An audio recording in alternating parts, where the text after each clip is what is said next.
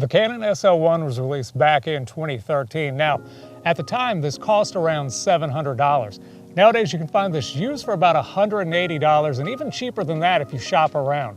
So just what do you get with this 8-year-old camera? Well, there's an 18-megapixel APS-C size sensor, Canon's hybrid CMOS autofocus 2 system with 80% frame coverage, a 3-inch fixed touchscreen, and there's even a mic input. Build quality of the SL1 is actually pretty good.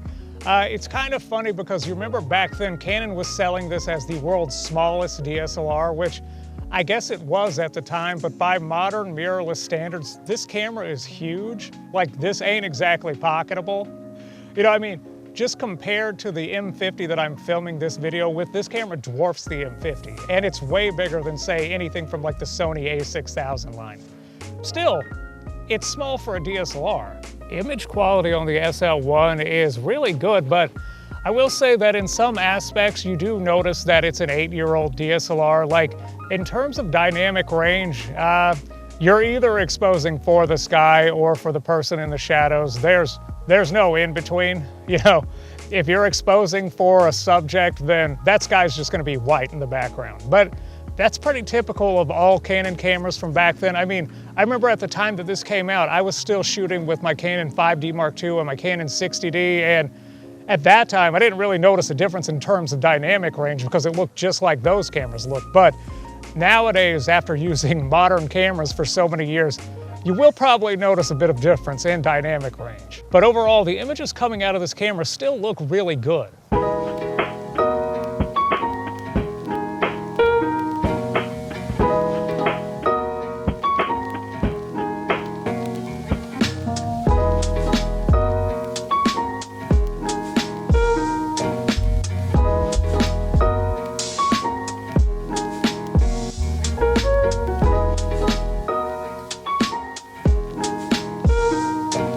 Now, in terms of video, you've basically got 1080p at 24 frames per second and 30 frames per second, and that's about it. You do have 60 frames per second, but that's only at 720p, and so maybe you're cool with that, but I haven't really used it that often on this camera.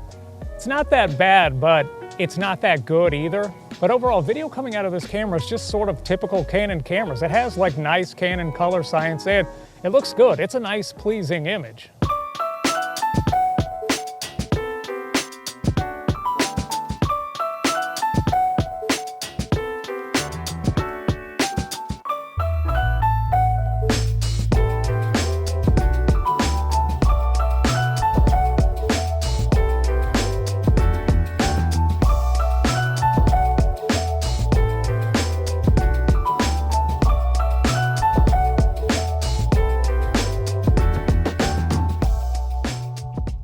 Autofocus on the SL1 is unfortunately just okay. You know, it's fine for photography, it's great in stills mode, but in terms of video, it's just sort of a phase detect autofocus. You know, this camera was actually released 4 months before the Canon 70D, and the 70D was the camera that sort of revolutionized autofocus for Canon, because that was the first camera that actually had dual pixel autofocus. It's not as bad as old-fashioned autofocus. It was good at the time, but compared to modern cameras, it's just kind of a bummer. It tends to hunt a lot. You know, if you're using a more modern camera like a Canon M50 or a Canon M6, you will be surprised at how different the autofocus is on this camera. Still, it's not so bad as to be unusable. It's just nowhere near as good as modern Canon cameras. Now, in terms of vlogging, it's kind of hit and miss. I mean, on one hand, you've got that mic input, and that's excellent. You have great audio. On the other hand, the autofocus is just okay, and there's no articulating screen, so there's no real way to actually check and see if you're in focus. Like, I don't know if any of this is in focus. I just have my fingers crossed and I'm hoping for the best. Still though, not that bad, and it actually is workable. So is the Canon SL1 still worth it in 2021? And the short answer is yes. I mean, it's a good little camera that's good all around. You know, you've got great pictures, you've got great video.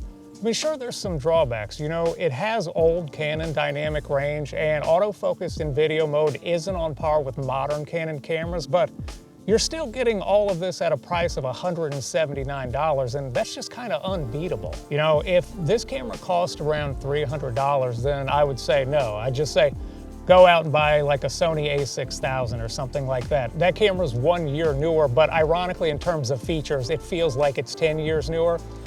But the SL1's coming in between $150 to $180, and that's just kind of an unbeatable price, you know?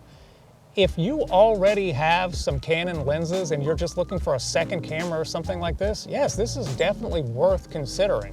Or, you know, you're just looking for like a budget-friendly camera to start like a YouTube channel, you could totally start a YouTube channel with this camera. No problem whatsoever. It's got everything you need. I mean, the autofocus isn't great, but it's reliable enough, especially if you're just standing like in place talking to the camera like this. And of course, if you're just looking at this camera for photography, I mean, yeah, it does everything you need it to do. And in that sense, the autofocus is perfectly reliable. I understand you're probably not going to use this camera because you've got a big shoot tomorrow morning with like a high-end fashion magazine, or you've got like a $10,000 wedding that you have to shoot next weekend. Like, Pi Jersa's clearly not in the market for a Canon SL1, I get it. But just overall for regular people and regular needs, yes, this camera actually meets your needs, and it does it at a very low price. Anyway, I think that's all I've got for today, guys. Thanks for watching. I'll see you again next time.